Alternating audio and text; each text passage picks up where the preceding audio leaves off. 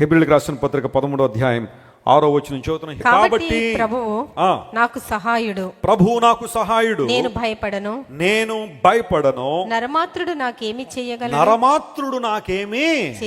అందరూ ఈ మాట చెప్పండి. నరమాత్రుడు నాకేమి చేయగలడు అని మంచి ధైర్యంతో చెప్పగలవారమై ఉన్నాము. అది ఈ మాట ఎలా చెప్పాలట మనం? మంచి ధైర్యంతో. ఇప్పుడు ప్రశ్న అడుగుతా, అందరు నా వైపు చూడండి. నరమాత్రుడు ఎక్కడ ఉంటాడు? చంద్రమండలం మీద, అంగారగ్రహం మీద ఉన్నాడా? ఈ నరమాత్రుడు ఎవరండి? ఒక్కొక్కళ్ళ లైఫ్లో ఒక్కొక్కళ్ళు ఉంటారు. నిన్ను భయపెట్టేవారు, నిన్ను హీనపరిచేవారు, నిన్ను అవమానపరిచేవారు. నరమాత్రులు అనగా నీ చుట్టూ ఉన్నవారు కొంతమంది నేను ఇబ్బందులు పాలు చేసేవాళ్ళు ఉండొచ్చు. కొన్ని కుటుంబాల్లో తండ్రులే బిడ్డలను ఇబ్బంది పరుస్తారేమో, తల్లే బిడ్డను ఇబ్బంది పరుస్తుందేమో. బంధువులు కొంతమందిని టార్గెట్ చేసి విస్తారంగా బాధించేవాళ్ళు, వేధించేవాళ్ళు చాలామంది ఉంటారు. భక్తి జీవితంలో కొనసాగేవారంటే ఈరోజు చాలామందికి అలుసు ఎక్కువ, హేళన ఎక్కువ, హేళన చేసేవాళ్ళు చాలామంది. నాకు ఈమెయిల్ రాసింది, వెసలన్న నా కుమార్తె కోసం ప్రార్థన చేయండి. 4th క్లాస్ చదువుతుంది. స్కూల్లో చాలా భయంకరమైన ప్రతిఘటన ఎదుర్కొంటుంది మా అమ్మాయి. 4వ సంవత్సరంలో అంత ప్రెషర్కి అమ్మాయి గురవుతుంది. ఏంటి అంటే, మరి ఆ స్కూల్ ఏంటో ఆమె మెన్షన్ అయితే చేయలేదు, కానీ ఆ స్కూల్లో ఈ బిడ్డ ప్రభువుని అంగీకరించిందని తెలిసిన దగ్గర నుండి కూడా ఈ బిడ్డను కార్నర్ చేస్తారంట. అందరితో కలవనివ్వట్లేదు, ఎక్కడో దూరంగా కూర్చోబెట్టేస్తారు, మాట్లాడనివ్వట్లేదు. అందరూ ఒకటైపోయారు. ఈ అమ్మాయిని ఒకటి పెట్టి కేవలం 4వ తరగతి చదువుతున్న అమ్మాయిని అంతగా ప్రెషర్ చేయడానికి కారణం ఏంటో తెలుసా? వారు దేవుని బిడ్డలు, క్రైస్తవులని. ఇంతకన్నా విచారం ఏముంది? ఇంతకన్నా బాధించే విషయం ఏమైనా ఉంది? ఆ అమ్మాయి ఏం కీడు చేసింది? నీకు చేయాల్సిన పరిస్థితి ఏంటి? కేవలం యేసు ప్రభువును అంగీకరించారని. సిలువను గురించిన వార్త నశించిపోయే వారికి ఎలాంటిదే? వెర్రితనం అన్నాడు బైబిల్లో. నరమాత్రుడు నాకేం చేయగలడు? ఎన్నో శ్రమలు, ఇబ్బందులు, ప్రతికూలతలు ఎదురొచ్చిన దేవుని కోసం నిలబడ్డ దేవుని ప్రజలు మనందరి గొప్ప మాదిరి ఉంచారు. ఎవరికి భయపడొద్దు. నువ్వు ఎవరైనా నేను భయపడుతున్నారా? థ్రెటన్ చేస్తున్నారా? నిన్ను రకరకాలుగా ఇబ్బంది పెడుతున్నారా? దేవుని వెంబడిస్తున్నావని, ప్రభువుని గట్టిగా పట్టుకున్నావని, దేవుని చిత్తాన్ని నెరవేరుస్తున్నావని, ఎవరైనా నువ్వు అది కోల్పోతే ఇది కోల్పోతావని ఎవరైనా నిన్ను బెదిరిస్తుంటే క్లెయిమ్ చేయి, ప్రభువు నాకు సహాయుడు గనుక, ఆయన నాకు సహాయం చేసే దేవుడు కాబట్టి నేను ఏం చేస్తున్నాను? ధైర్యంతో ఉన్నాను, మంచి ధైర్యంతో. నరమాత్రులు నాకేం చేయగలరు?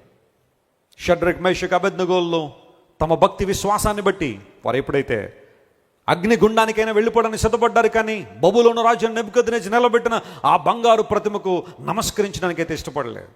They never compromised in there devotion to God. దేవుని వైపు, దేవుని పట్ల వారికి ఉన్న భక్తి జీవితాన్ని బట్టి ఎప్పుడు కూడా రాజీ పడలేదు. దేవుని కోసం నిలబడ్డారు. అందుకు గాను అతి తీవ్రమైన శ్రమ ఎదుర్కోవాల్సి వచ్చిన దేవుని కోసం నిలబడ్డారు. అగ్నిగుండంలోకి వెళ్ళిపోయారు.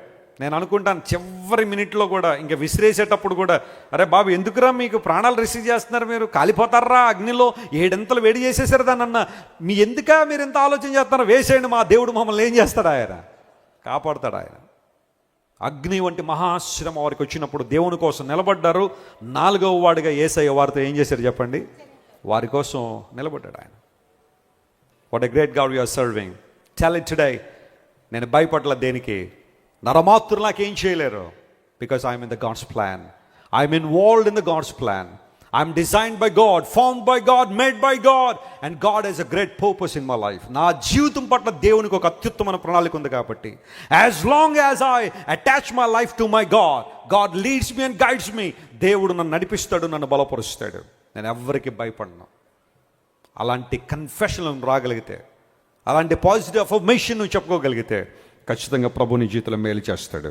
ఆయన రక్తం వలన పరిశుద్ధ స్థలంలో ప్రవేశించడానికి మన ధైర్యం వచ్చింది. ఆయన చిత్తానుసారంగా మనం ఏదడిగినా ఆయన మనమే ఆలకిస్తాడనే ధైర్యం మనకుంది. నరమాత్రుడు నాకేం చేయగలడు?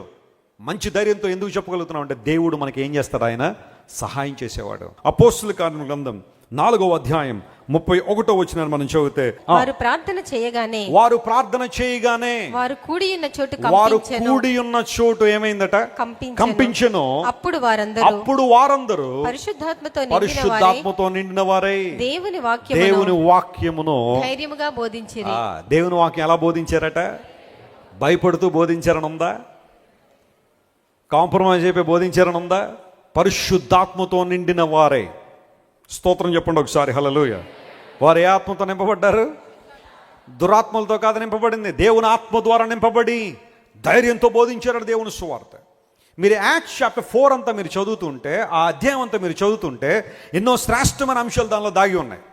దేవుని బిడ్డలు మొదటి శతాబ్ద కాలంలో సంఘ ఉద్యమంలో ఏ విధంగా కొనసాగారో, సమిష్టిగా వారు దేవుని కోసం ఎలా పనిచేశారో, వారికి ఉన్నవన్నీ కూడా అపోస్తుల పాదాల దగ్గర పెట్టినప్పుడు అనేకల అవసరాలు తీర్చబడుతూ, అక్కరలు తీర్చబడుతూ, సంఘము వ్యాప్తి చెందుతున్నప్పుడు దేవుడు విశేషమైన అద్భుతాలు చేశాడు. దేవుని ఆత్మ ద్వారా మాత్రమే ఇవి సాధ్యమైనవి. హల్లెలూయా. పరిశుద్ధాత్మ దేవుని యొక్క నడిపింపును బట్టి వారు దేవుని వాక్యాన్ని ధైర్యంగా బోధించారట. యెరూషలేములో శ్రమ వచ్చింది, ఎక్కడికి వెళ్తుంటే అక్కడ శ్రమ వచ్చినా దేవుని వాక్యాన్ని వారు ఆపలేదు. ఎందుకు ఆపలేదంటే వారికి తెలుసు దేవుని వాక్యము మనుషులకి ఏమిస్తుంది? వెలుగునిస్తూ ఉంది, చీకటిని తొలగిస్తూ ఉంది, భారాలు తొలగిస్తుంది, బంధకాలు తొలగిస్తుంది, శాపపు కాడిని విరిచేస్తుంది దేవుని వాక్యం. ఎక్కడైతే దేవుని వాక్యం ప్రకటించబడుతుందో, ఎక్కడైతే దేవుని వాక్యం వెల్లడి అవుతుందో అక్కడ వెలుగు కలుగుతుందని బైబిల్లో రాయబడింది. God is sending his light to those places when the word is being proclaimed. వాక్యం బోధించబడినప్పుడు ప్రాంతాలు వెలిగించబడ్డాయి, అద్భుతాలు జరిగాయి. Why I'm telling all these things? When God gives you an opportunity to speak his word, when God gives you an opportunity to share the gospel to somebody, they could be your family members, your friends or relatives, or no matter what they are.